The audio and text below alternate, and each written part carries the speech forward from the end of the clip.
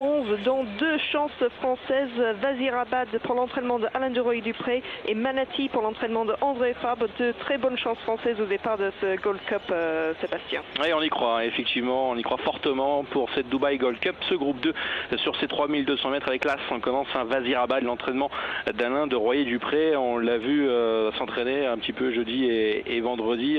Catherine, ce Vazirabad, et Alain Duroy-Dupré nous avait déclaré lors d'une interview qui est sur equilia.fr que c'est pas très bien passé au niveau de son voyage.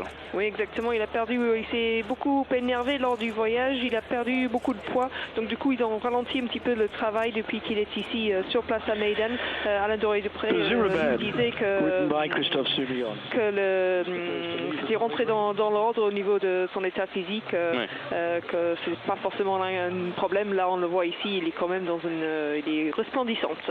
Alors bien surveillé, parce que tout à l'heure on l'a vu dans l'épreuve présente que Marking était bien en eau et il n'a pas fait du tout à l'arrivée. On va bien surveiller ce Vazirabad, un vainqueur de groupe 1 en France tout de même, avec le prix Royal Oak. Il avait enchaîné avec auparavant donc le Qatar Prix Chonnet pour les meilleurs 3 ans, et donc face au vieux dans le Royal Oak qui s'était donc imposé sur les paumes de Saint-Cloud dans un très bon style. Vazirabad ici, et qui sera monté par Christophe Soumillon. Oui, ici on a un cheval japonais, ça vient de passer sur Star Empire, l'entraînement de Mike de Kock, le vétéran de la course, âgé de 9 ans maintenant, même s'il a gagné une course au mois de janvier, donc il est toujours l'aptitude. Certerac, le numéro 6, et le gagnant de cette course en 2014, il revient. Ouais, Certerac, numéro 6 donc, qui reste sur sa deuxième place, battu par Cheikh Zayed Zelroad, qu'on va retrouver un peu plus tard au niveau groupe 3 sur la distance de 2800 mètres. Il y a 400 mètres de plus aujourd'hui, mais on l'avait vu donc s'imposer en 2014. Allez, information à présent concernant la première à Vincennes. Une enquête vient de s'ouvrir. Elle touche le numéro 8, arrivé 4e, donc arrivée toute provisoire. Enquête sur le numéro 8, arrivé 4e à Vincennes. C'est noté, merci Valérie. C'est noté, merci Valérie. Les chevaux qui commencent maintenant à se diriger vers la piste. Donc c'est la première course, Sébastien, qu'on va avoir sur la piste en gazon aujourd'hui. C'est pas forcément surprise, mais l'état du terrain, c'est bon. Voilà, avec une moyenne de 28-30 degrés, on va dire, à l'ombre pour cette piste en turf depuis le début de la semaine. Elle est magnifique, cette piste en gazon, et donc les chevaux qui vont se rendre bientôt en piste. Il faut bien sûr emprunter ce long couloir, plus d'1 kilomètre pour ses concurrents, donc c'est une véritable procession. Oui, ici Manati, donc Michael Barzalon, ce fils de Monson pour l'entraînement de André Fabre. On l'a vu pendant la semaine faire des petits travaux, vraiment des petits concerts. Il n'est pas allé vite depuis. Nous on a assisté à l'entraînement jeudi et vendredi matin. A priori tout va bien pour ce pensionnaire de André Fabre qui était présent hier matin à l'entraînement, mais il s'est pas exprimé ni à la presse française ni aux journalistes internationaux. Oui, on a fait, c'est vrai, du très léger, avec également Vadamos qui va lui à courir à la Dubai World Cup, et Manaté a fait sa rentrée, on l'a vu sur l'hippodrome de Chantilly, battu par Elliptique ce jour-là. On l'avait vu l'an passé 4e du Grand Prix de Saint-Cloud, remporté par Trèves, et donc 5e, battu par Vazirabad. C'était dans le Royal Oak, une piste qui était quand même bien souple. Aujourd'hui, bon terrain. Peut-être une revanche de Manaté, même si donc Vazirabad vient avec de grosses ambitions, en tout cas 2 très belles chances françaises. Oui, exactement. Manaté, lui, qui reste sur une victoire et qui reste sur une 2e place, parce qu'il a fait une rentrée déjà, à la différence de Vazirabad. Vazirabad, il rentre à l'occasion de cette Dubai World Cup. Alain Duroy-Dupré qui a dit au sujet du fonctionnaire des Aga Khan qu'il n'avait pas trop d'options en France ou en Europe pour ce cheval déjà lauréat de groupe 1, donc il tente sa chance ici, voir comment ça se passe avec les voyages, en espérant que ça va être concluant, et en affichant quand même des grandes ambitions pour cette épreuve. Oui, parce qu'en France, c'est surtout des engagements avec beaucoup de poids à porter, 60 kg, lorsqu'on a remporté un groupe 1 comme le prix Royal Oak. Pas trop d'engagement donc en France pour ce Vazirabad qui vient ici à Dubaï. C'est un gros test. Écoutez, ça se passe bien, ensuite on aura plusieurs possibilités pour Vazirabad. Favori ici, c'est le gros bruit chez les bookmakers avec donc Christophe Soumillon pour l'entraînement d'Alain de Royer-Dupré. Ouais. Moi, un cheval que j'aime beaucoup, Sébastien, c'est le numéro 7, Big Orange, qui dépend de l'entraînement anglais de Michael Bell. Un cheval qui n'a pas couru depuis le 3 novembre. Ce jour-là, il s'est classé 5e de la Melbourne Cup. Il s'était imposé auparavant à Goodwood, dans la Goodwood Cup, 3200 mètres, la distance d'aujourd'hui. Je pense que c'est un cheval qui est prouvé avec les voyages, qui vient ici, lui aussi, avec de très grandes ambitions. Ouais, c'est un cheval très dur. Il est 3e pour l'instant favori chez les bookmakers, ce Big Orange. Très dur comme son père, un Duke of Marmalade, l'entraînement de Michael Bell, qui a gagné 2 groupes 2 dans sa carrière. La Goodwood Cup également, un groupe 2 sur les paumes de Newmarket. Au niveau des ratings également, je crois que c'est le 3e rating derrière Wazirabad et Manaté. D'accord, et méfiance aussi, moi je pense pour ce numéro 11, Harfagini, qui dépend de l'entraînement de Saïd Bin Sur, la Kazakh Godolphin, la deuxième Kazakh Godolphin bien sûr, parce que Manati prend la première Kazakh Godolphin avec tout en bleu, toque comprise. Harfagini aura la toque blanche avec James Doyle en selle. Alors ça va être intéressant de voir comment ça se passe pour lui, parce qu'il reste sur une 3e place dans le Dubai City of Gold lors de la Super Saturday, la journée préparatoire, battue ce jour-là par Postponed et par Darian, qui vont s'affronter au départ du Dubai Shimmer Classic. Donc Harfagini, un petit point d'interrogation au niveau de la distance, mais c'est un entourage très en forme dans cette épreuve. Ouais, première fois sur cette distance, c'est vrai, on s'est donc ravisé après la 4e place, la 3e place dans le Dubai City of Gold. Un cheval qui s'est vraiment bien acclimaté aux Émirats avec 8 courses, 3 victoires et donc 4 places dans les 3 premiers. C'est l'entraînement de Saïd Bin Suror qui a le record de succès dans cette Dubai Gold Cup avec déjà 4 victoires pour l'entraîneur officiel ici du Team Godolphin. Il faut peut-être aussi se méfier du numéro 6, Certera, qu'on a dit vite fait tout à l'heure, qui s'était imposé dans cette épreuve il y a 2 ans. C'est toujours important d'avoir une aptitude à la piste, aptitude à la saison, aptitude au voyage. Donc ce pensionnaire de Michael Halford qui revient à Meydan, qui reste sur une bonne 2e place, sur une distance un petit peu plus courte, mais il est prouvé sur cette distance. Il a 8 ans, mais il semble être encore performant. Il est monté par Tad O'Shea, qui est le jockey tête de liste ici à Dubaï. On n'a pas évoqué le numéro 2, Paradise, une pouliche avec l'Allemagne qui est présente et l'entraînement de Valdemar Hixt et un jockey en très grande forme. On le voit au Japon, on a nos amis japonais juste à notre droite et Mirko Demoro qui fait aussi un carton là-bas et qui monte Paradise aujourd'hui, qui a 2 courses de rentrée. On l'a vu à Dortmund et à Hannes, monté par Mark Lerner avec 2 succès à la clé. Là on se laisse tenter par cette Dubai Gold Cup, mais ça paraît sur le papier quand même assez difficile, en tout cas pour le succès. Ça paraît compliqué, même si elle s'est classée 4e du derby italien l'année dernière. Là, il y a quand même beaucoup de points d'interrogation à son sujet. Bon, parlant des Japonais, il y a un cheval entraîné au Japon, c'est le numéro 4, Neo Black Dia, qui fait partie des chevaux, des meilleurs chevaux de longue distance au Japon.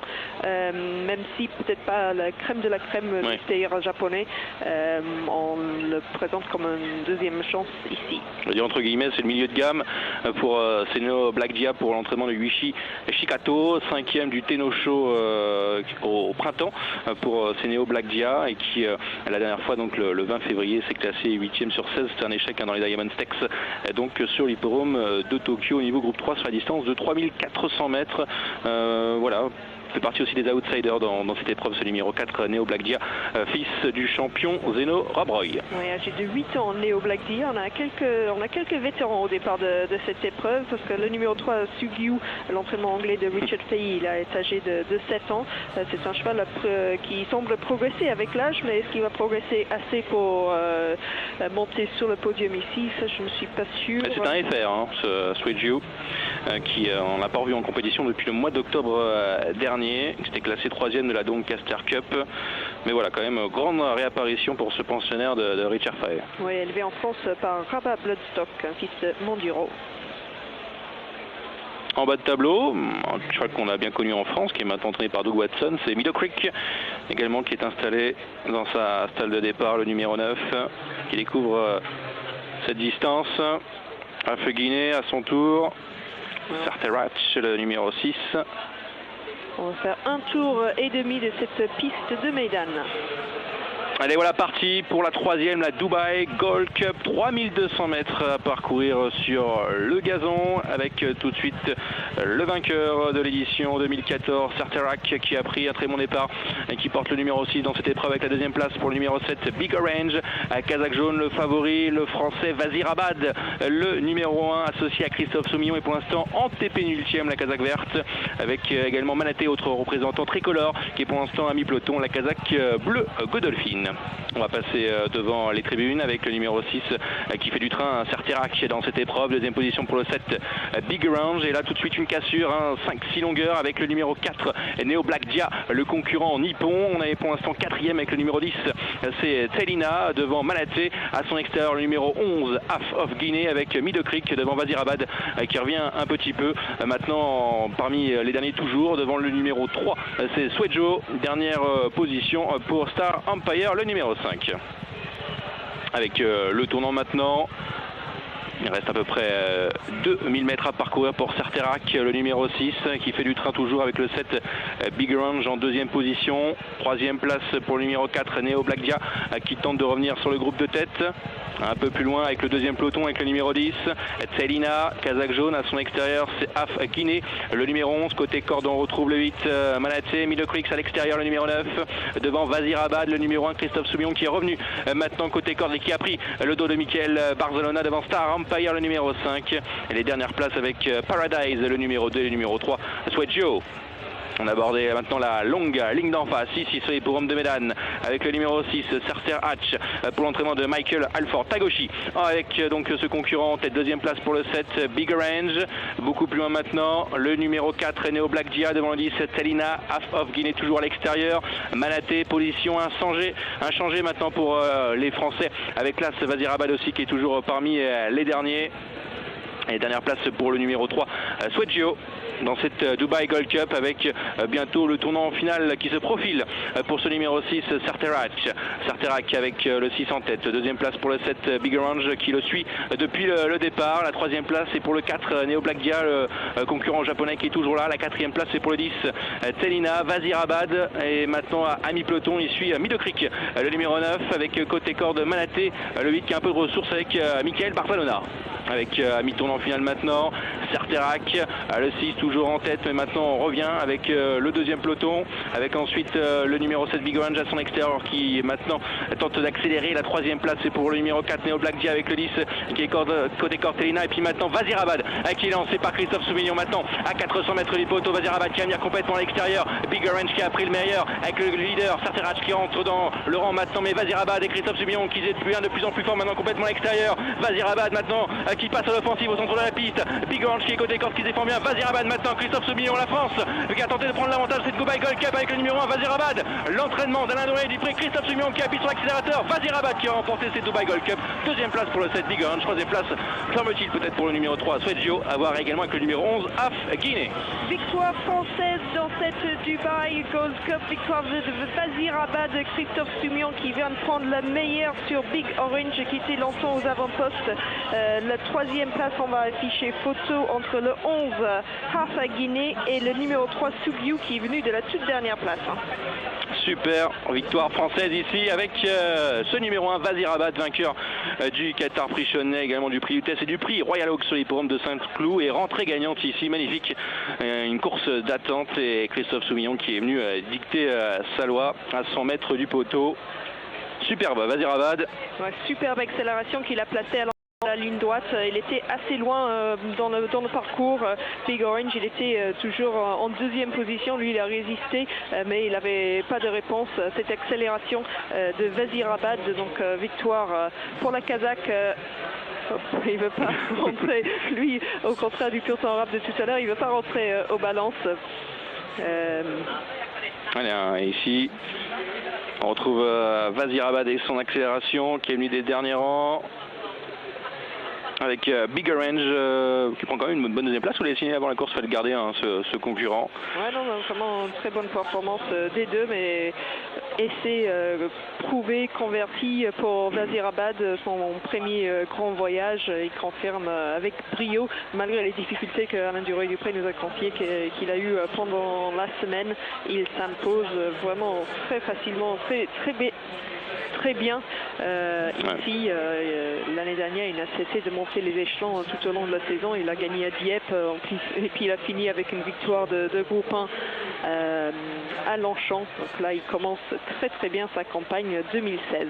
Wazirabad qui s'impose dans cette Dubai Gold Cup. Big Orange est deuxième le 7. Photographie toujours ici, hein, entre le numéro 3 Swedgeo et également le numéro 11 Af Guinée. C'est Milo Creek qui est 5e. L'autre représentant français Manaté est donc 6e avec Michael Barcelona. Pour le temps de la course, 3 minutes 19 secondes et 56 centièmes. On n'est pas loin d'un très bon chrono quand même dans cette Dubai Gold Cup, hein.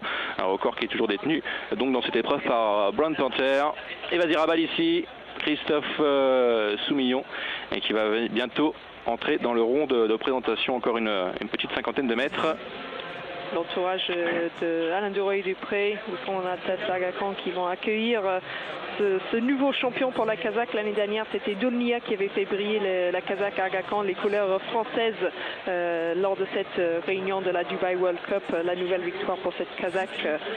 Maintenant, dans la Dubai Gold Cup, on aura bien sûr Darian tout à l'heure dans le chimie mystique pour ce même entourage. Christophe Soumillon qui profite, qui connaît parfaitement ce chemin au rang des vainqueurs à Meydan. Il y a vraiment une belle histoire quand même avec cet hippodrome, hein. Il avait remporté sa première Dubai Duty Free avec terre à terre, hein, pour la famille de vin.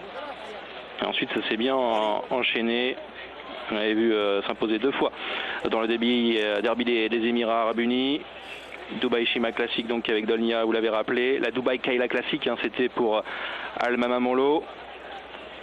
Et le Alco Sprint avec Chichi.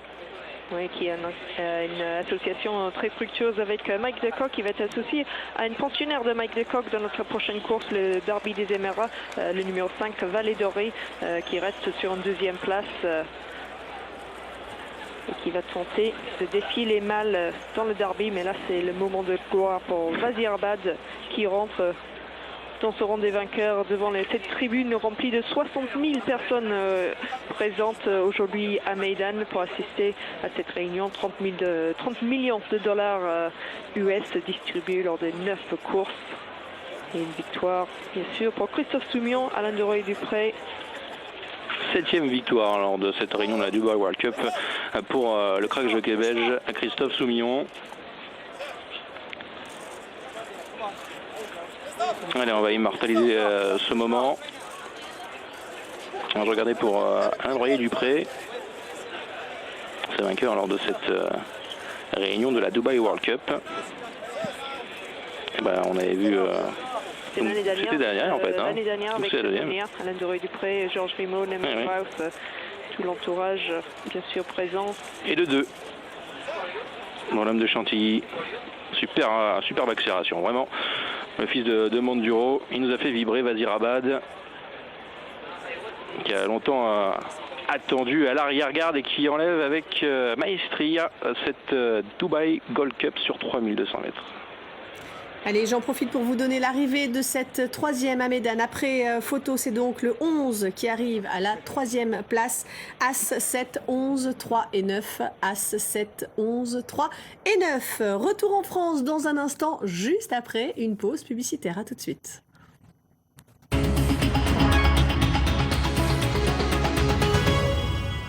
Si, comme Pierre, votre assurance a résilié votre contrat auto parce que vous avez eu du mal à payer. Assure People.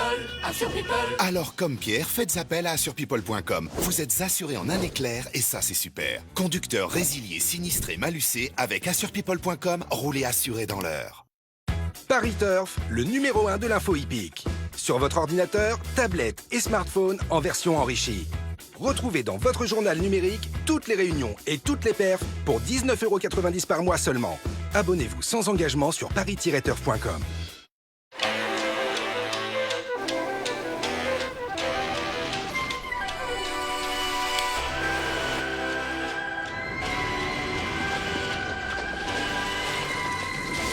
Maîtrisez tous les terrains avec la technologie All Mode. Nissan X-Trail. L'histoire ne fait que commencer. Nissan, partenaire officiel de l'UEFA Champions League. Pendant les jours Fair Play Nissan, découvrez nos offres sans apport, sans condition, 4 ans d'entretien inclus. Réservez votre essai sur nissan.fr.